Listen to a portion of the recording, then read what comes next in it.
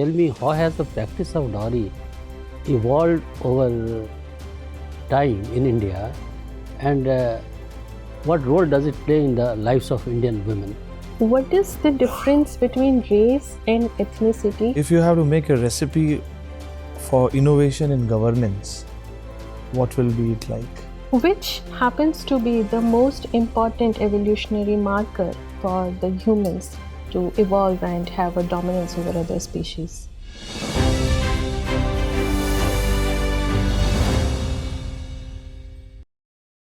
May I come in, sir? Yes, come in. Good afternoon, sir. Good afternoon. Good afternoon, ma'am. Good Please afternoon. be seated. Thank you, sir. Please give a brief introduction about yourself. Sir, I am Laghima Tiwari. I was born in Alwar, Rajasthan. Thereafter, I was schooled and brought up in Delhi. I went on to do my electronics and communication engineering from Delhi Technological University, and I completed it in 2021. Thereafter, I gave my first attempt at UPSC in 2022. Sir, my interest lies in making best out of waste craft objects, portrait sketching and watching sitcoms. Laghima, your name is very interesting. What does it mean? Sir, actually Laghima is one of the Asht Siddhis or 8 spiritual abilities. Its literal meaning is lightness of the body and mind so that one can freely float in the air. But in much deeper sense, it also means that you have certain amount of lightness and laughter in life. What are other 7 siddhis? Sir, other 7 are Anima, Garima, Mahima, Ishitva, Vashitva, Prakimya and Prapti. Excellent, excellent. Laghima, you are basically an electronics and communication engineer and opted for a humanities subject like anthro.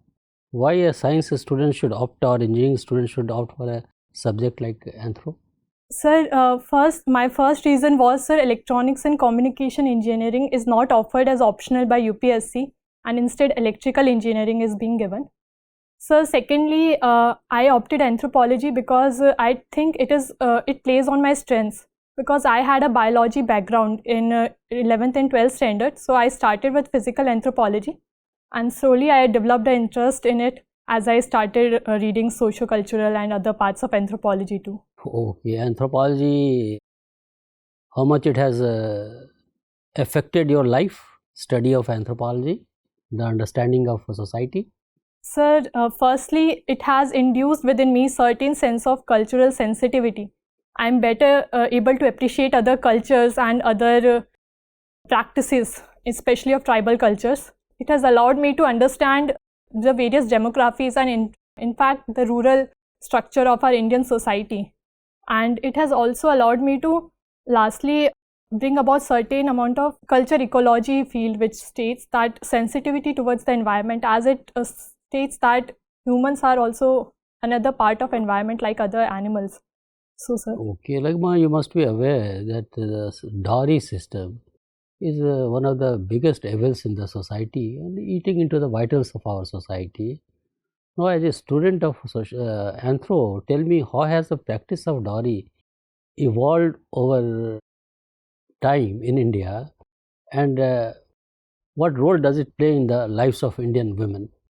So, firstly, sir, dowry as a practice is practiced in a very small percentage of population, and the bride price, which is the reverse of dowry, is more prevalent worldwide. But in India, the caste system has to do with promoting the dowry, because in India, the upper caste women are not allowed to marry to lower caste men. So in such cases, the choices with women, they decrease, and in order to get a suitable groom, a dowry practice was promoted. Sir, regarding, sir, can you please repeat the second part? How it has affected the lives of Indian women? Sir, firstly, it has an impact as in it has decreased women's value as a commercial property, which impacts their dignity. So secondly, it has increased financial burden on households, which has promoted child marriages and denied women right to education. So third, early marriages also have impact on health of the women, which early pregnancies. So sir, in these ways. Suppose you get into the Indian Administrative Service, Laghima, then how are you going to handle a sensitive issue like dowry? So first of all, I think while legal aspects are there, but social change is also the need of the hour. So, sir, my first step will be to mobilize local institutions like gram panchayats and anganwadis and take help from them to spread mass awareness. So, secondly, educate girls and as well as their families. So, because it is noticed that when girls are educated, they are less prone to give dowry. So, thirdly, if need be, I'll also use the legal aspects which the law allows me to overcome the issue. Do you think it is possible for us to change mindset of our people? Sir, I think it is certainly possible to change the mindset. It is a long process and it can be done slowly. And various steps can be taken to nudge people's behavior, from incentives to penalties. And in long term, it will happen. Okay, thank you. Thank you, Laghima. sir. Laghima, you come from Alwar, that means you were born in Alwar. Yes, sir. According to a recent decision of the Rajasthan government, many more new districts are going to be created. How many? So 19 more. And do you think this is a logical decision? Sir, this decision will surely have a positive impact and it is based on a committee report. As in, sir, it has taken into account that certain areas within a district were more than 100 km from district headquarters, and it will aid in regional development and ease of access of administration to the citizens. Sir, but that being said, there are concerns that it will also increase fiscal expenditure of the government. So, sir, in my opinion, it is largely a positive decision, and we should also work on strengthening the local institutions like gram panchayats for further So the total count of districts would be increased to what? 50, sir. So we have at the moment 31 districts? So 33 districts. So 33 plus 19. Yes, sir. Sir, but actually, sir, 2 districts, that is Jaipur and Jodhpur, they have been segregated into 2. So we remove 2, Jaipur and Jodhpur, and add 4. Okay. So and you are residing mostly in Delhi. So hopefully you have developed emotional connect with Delhi. How many districts Delhi is divided into? Sir, Delhi is divided into 7, or sir, I am forgetting. Sorry, sir. You have yet to develop emotional connect. Sir, it is slipping my mind right now. Okay. So of course, if you don't remember the number of districts, you will not be knowing the number of villages in Delhi. Sorry, sir. Okay. Population of Delhi? Sir, population is around 20 million. And sex ratio in Delhi? Sir, 868 per 1000 male, according to 2011. And Rajasthan sex ratio? Sir, 928. Why the sex ratio in Delhi is so low? Sir, the primary reason is Delhi is home to a large number of migrant population, and as male members are more prone to migration for economic opportunities. So that is why, sir. Okay. So do you think this kind of counting method is logical? Because it gives a wrong, misleading impression about a region. Sir, it certainly gives a wrong impression, as in case of Delhi and even other metropolitan cities. But sir, it is the need of the hour, as in, sir, when we conduct census, so census requires us to count the people where they are currently resident. And sir, it can be taken as a positive thing. Do you think we should separately also estimate sex ratio in parliament?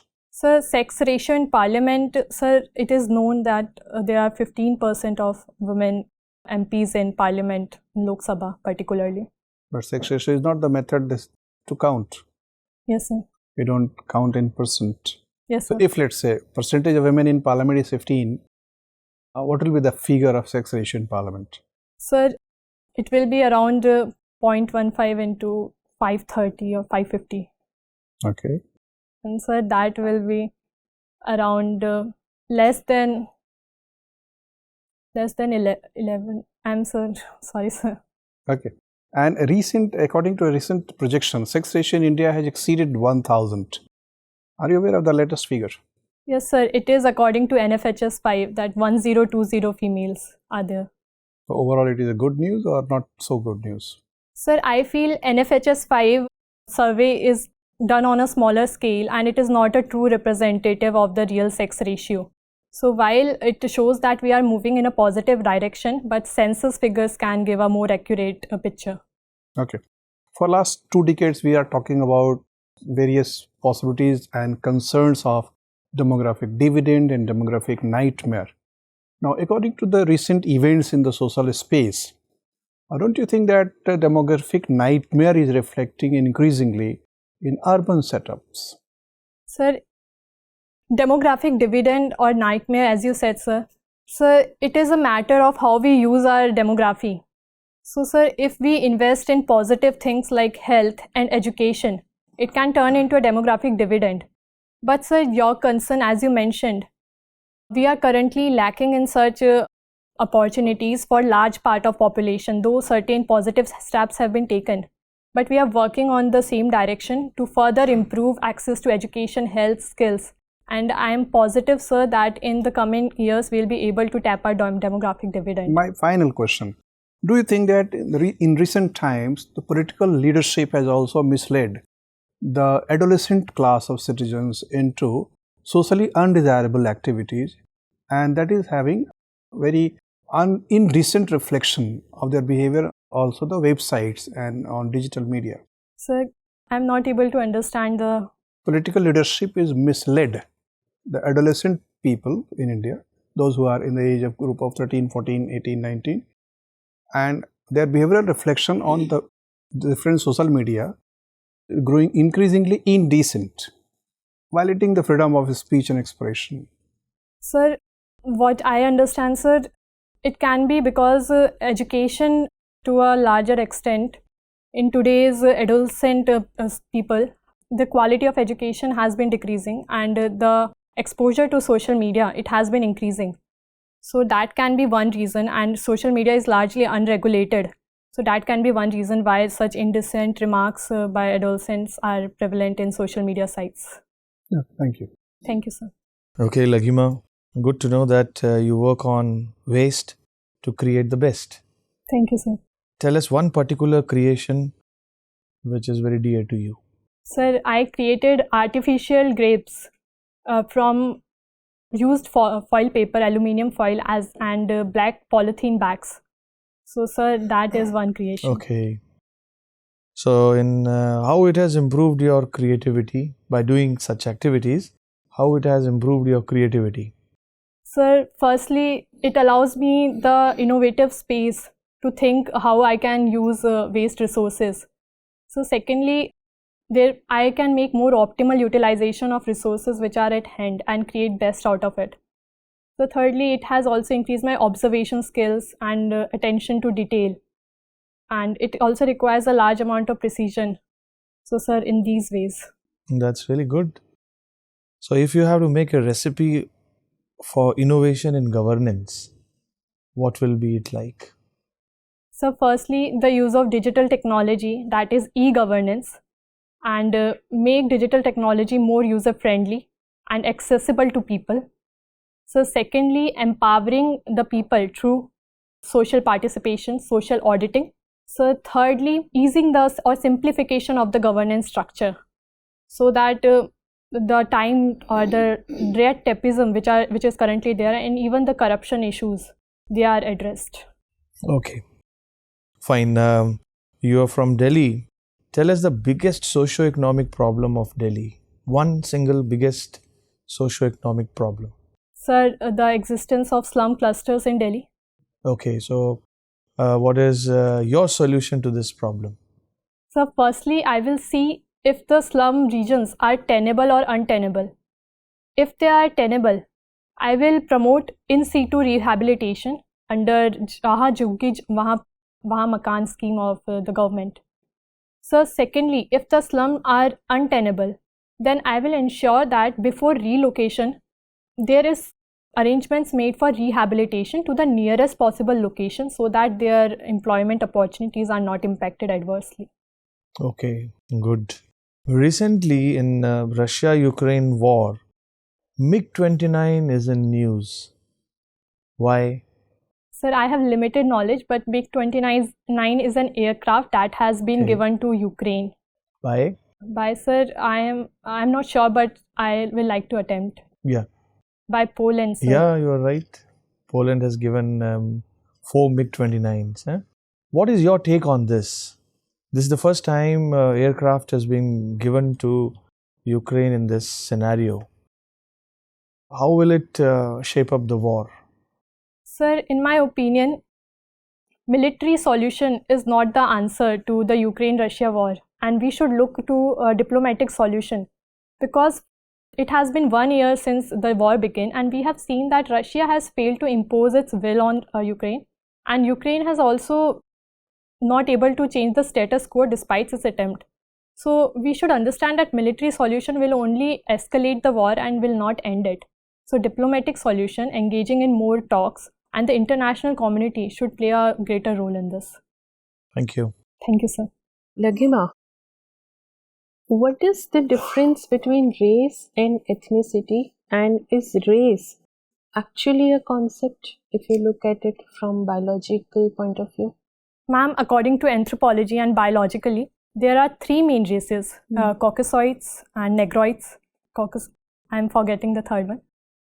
And ma'am, but ethnicity is a different concept from race, because ethnicity is more related to the ethnic composition, and it is more related to the which area or geographical area, which culture you belong to. Right. And ma'am, with regards to if race is a valid concept biologically, ma'am, there are proofs which shows that certain features of our body, like the nasal index and the melanin composition, they are there, which differentiates between the races. But that being said, ma'am, we have come a long way, and there has been a lot of hybridization. So race is not such a valid concept right now due to large number of hybridization. With respect to ethnicity, there are 2 concepts. There is primordialist school of thought and instrumentalist school of thought. What do the schools say? I'll have to read more about it. Okay, no problem. Which happens to be the most important evolutionary marker for the humans to evolve and have a dominance over other species? Ma'am, in my opinion, it will be bipedalism as well as increase in our brain size. Okay. What is speciesism? Speciation.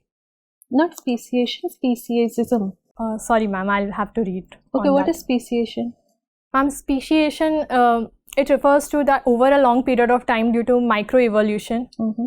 When it accumulates, it gives rise to a whole another species, and that process is called speciation. Okay, and what are the other ways through which this evolution takes place? One is speciation. There are 2 more ways. And one can be due to mutation. Another I cannot recall. Okay, no problem. You were talking about that you're fond of utilizing waste into something useful. Out of all the renewable energy thing that we have right now, there is waste to energy also. Can you tell me what is its installed capacity right now, and what are the different ways through which we are converting waste to energy? Ma'am, currently at an all India level, I am not able to recall, but in Delhi itself, there are 4 plants which are converting waste to energy. And the process which is used is incineration and pyrolysis, in which waste is burnt, and the heat produced is used to run turbine, which produces electricity. Right. Is there a difference between pyrolysis and incineration? Ma'am, in pyrolysis, oxygen quantity is it is in the absence of oxygen or in limited supply of oxygen, whereas in incineration there is oxygen. Okay. When we look at India as a civilization, and when we look at the tribal culture, and for that matter even the Vedic society, we see in our scriptures also and in our day-to-day practices that we have had a very close association with environment. We have stayed, our festivals, our books, our stories, everything revolves around environment. But in certain years after the medieval period, we seem to have wandered away from environment, and so much so that now we are decimating environment over other developmental needs. Why do you think that such a shift has happened? And from here onwards, is there a way that we can go back to our previous way of living? Ma'am, as you rightly mentioned, from past we have close relationship environment, and such a shift has happened due to various reasons. First of all, ma'am, there has been a change in lifestyle due to increased urbanization, and we are associating more value to products like plastic, and they have more utility, which impacts the environment negatively. Ma'am, secondly, people since have moved out from their native villages, they have also lost contact with the environment, and the urban lifestyle, as I said, it further alienates them. Ma'am, with regards to if we'll be able to go back, ma'am, I hope so it will happen, and the initiatives like lifestyle for environment, they are a positive step in this direction.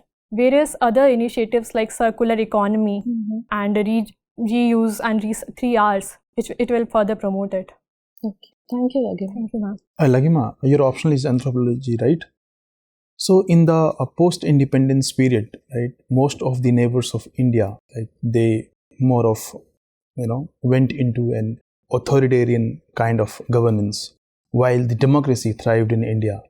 So one of the many reasons given by the, social scientists is that it is basically the caste, which actually strengthened the democracy in India. How far do you agree with this view that caste strengthened and thrived the democracy in India? So caste is a strong factor in politics and democracy, and there is politicization of caste also. But so largely, I do not think that caste was the sole factor, and there were other factors like presence of institutions like executive, legislature and judiciary, and the will of the people, most importantly, the larger society and even the political leadership which sustained democracy. What about the mobilization of people? So because in a traditional society, caste was actually where people could actually relate to. Well, they were not known to the modern ideas at that point of time. So caste politics, especially in North India, has been a tool for mobilization. And it has had its positive impact as in to bring more people into political contact. But so largely relating caste to politics can have negative consequences which will outweigh its positive impact. And though it has been an enabler, but I think, sir, in long term, India has sustained again democracy due to the will of the people. Okay. So in the present scenario, you see budget session, or in the past also, we see a lot of disruption in working of the Indian Parliament, right? And we see often a lot of chaos in the Parliament. So what would you suggest to have a healthy democracy in India and to realize the the basic ideals of deliberative democracy? What do you suggest in this regard? So firstly, the opposition should be constructive in its criticism, and the ruling party should also take criticism in a healthy spirit. That will ensure that there are debates and a productive use of parliament. So secondly, some sorts of technologies like productivity meter can be used, and the regular dissemination of the same information to the public, so that parliament is held more accountable to the people. So third, tools like giving training to new members of parliament, and even suggesting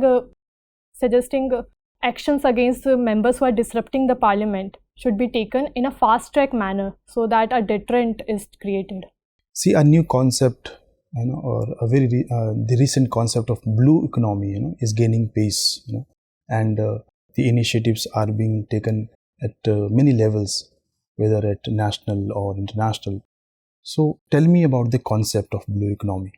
So blue economy refers to using water resources as well as the biodiversity for economic use, and creating an economy based on fisheries and navigation and other such things.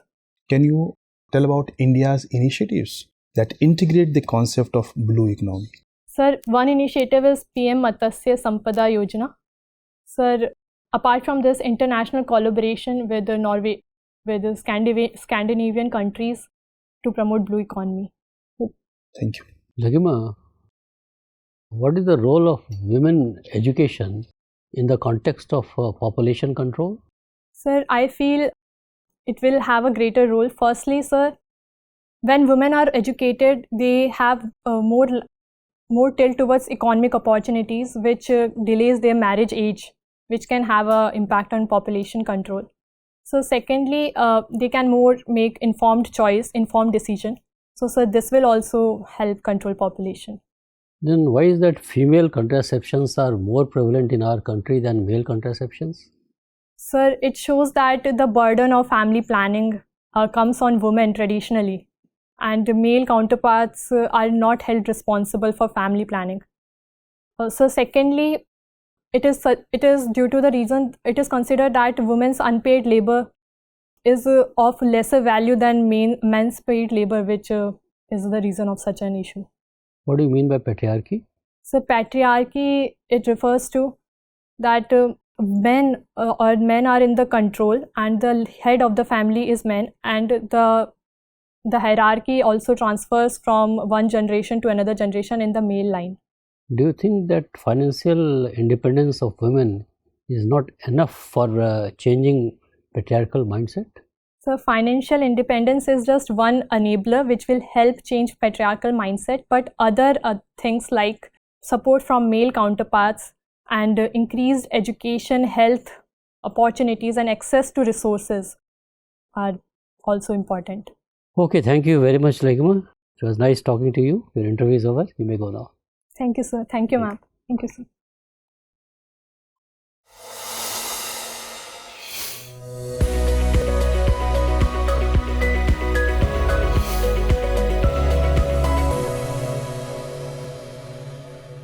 May I come in, sir? Come in. Sit down, Laghima. Thank you, sir. Laghima, this is going to be your first interview at the UPSC. Yes, sir. And which attempt is this? First attempt, sir. Very first attempt. Yes, sir. Wonderful. How have you done in your mains? Sir, I think and hope that it is good. How was your today's experience? Sir, I think I lack revision in some areas, especially my optional anthropology. But overall, what was the overall assessment of your performance? Sir, I think I have done better, and it was not my best performance, and I was initially nervous, but I was able to overcome it.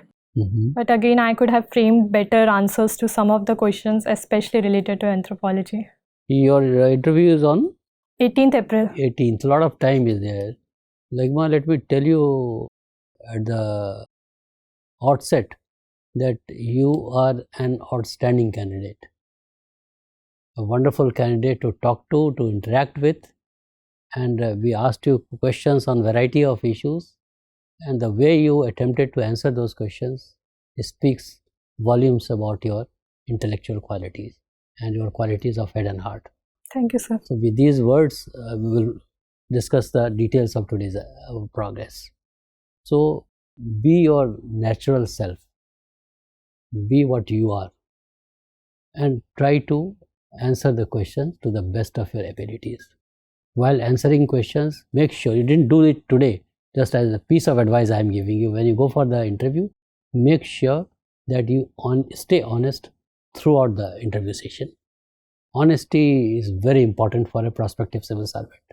So honesty in your personal integrity and honesty of purpose means while answering, try to answer to the best of your abilities. And number two, never ever get into the area of conjectures and surmises. If you don't know, it doesn't matter. But wherever you know, collect your thoughts, conjure up your ideas, and then give answers in your own style, prioritizing the importance of your arguments. Quickly, you can do that. Your communication skill is excellent. So far, in half an hour time, we could see that your opinion is also very balanced on various issues. You are absolutely a non-argumentative girl. That is a very good quality in you. So whenever, suppose you are faced with a situation where you can give some out of the box thinking, some unique ideas, think of that and go for that. Okay, because you see you are basically an electronics engineer. Yes, sir. And opted for anthropology.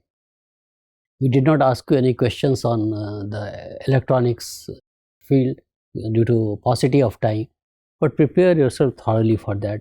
What India has done in the field of electronics till date, and what is required to be done in future to ensure that India becomes a global power in this field. So electronics, whatever policy decisions the government has taken, we should have complete knowledge of that, particularly with reference to your chips and semiconductors. Yes, You should be fully aware of that. Second issue, you are a girl from partly from Delhi, partly from Rajasthan because of your longer stay in Delhi. What are the issues of Delhi you should be fully familiar with, along with what are the suggestions to tide over those issues. So one such issue was pollution, where this waste to energy questions were asked. So you should be aware of the landfills, where are it located in Delhi, how much each landfill is generating energy, kind of energy you have very clearly mentioned, that is very good. Then G20 is also there.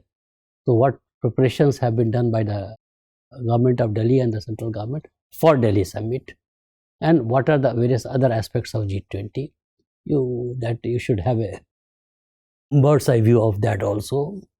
Women's safety concerns, another concern for Delhi, that is pollution, as I told you. So in the pollution also, what is AQI, that you should know. What are the different levels of AQI? What are the different stages of this thing? Monuments of Delhi, another important thing. And which area you stay in Delhi? Sir, Chhatarpur. Chhatarpur area, South Delhi, I believe, Yes, isn't it? So South Delhi, do you see any difference in Delhi itself?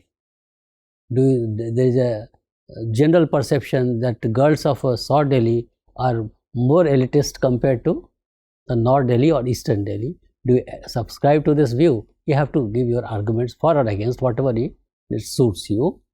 So Delhi, you should prepare thoroughly. And one thing more, you're born on 5th August. Yes, sir. What is the importance of 5th August? Are you aware? Yes, sir. What is the importance? Tell me. Sir, firstly, sir, on 5th August, the Article 370 was revoked in Wonderful. 2019. Wonderful. And sir, in 2020, Ram Janmabhoomi Temple was also inaugurated on 5th August. Okay. Anything in 1947 or so? Sir, sir, I remember Indo-Chinese War was started. The princely states were also acceded to the. Okay, sir. I was not aware, sir. I'll write So just note down and go back and check on this. Okay. Then you will get confirmation also. And why we are not investing on R&D and all that. So those issues are related to electronics, you must be aware. And women-centric issues and all that, because you don't have the experience of working in the rural area, spending time in the rural area. So how do you think you are the best person to have a hands on the pulses of the rural Indian women?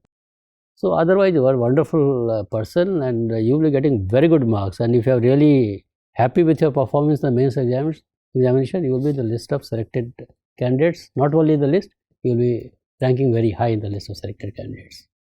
All the best from our side. If you have any specific question to ask, feel free to ask. Sir, I wanted to ask one question. I was not able to understand sir's question on social media and politics relation with respect to adolescent children.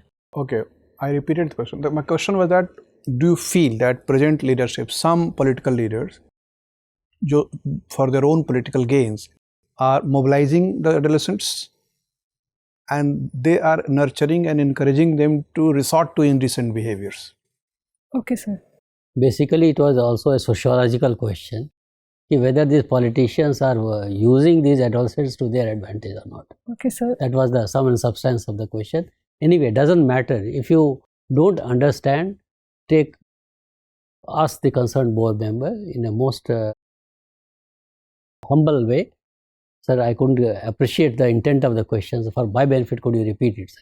And that occasion should be very far and few. Every third question, you can't be going back. But you have to be a patient listener also. Try to understand intent of the question. But anyways, if you find yourself in that kind of a situation, ask politely the intent of the question. So when I repeat the same question, then I make it simpler. Isn't this generally what happens? Otherwise, when you go for the interview board is very cordial. They will never be, no one will be intimidating. Nobody will have a hostile attitude towards you. The board will try to extract best out of you and give your best. Okay. And anything else? This is last question, sir. I was not able to recall certain factual questions, very simple ones, sir. So, sir, how much impact can it have? It doesn't matter. Try to remember, because having come to this stage, having cleared two biggest hurdles of UPSC examination, at this stage, you have to be very, very attentive. So, keep agitating your mind. keep agitating your brain, and when you go for the interview, forget about all other things. Just concentrate, focus on the interview part of it, and you will do well. So don't brood over uncertainties. Just go for it. Okay. Thank All you, the sir. best. All Thank the you, sir. best. Thank you, ma'am.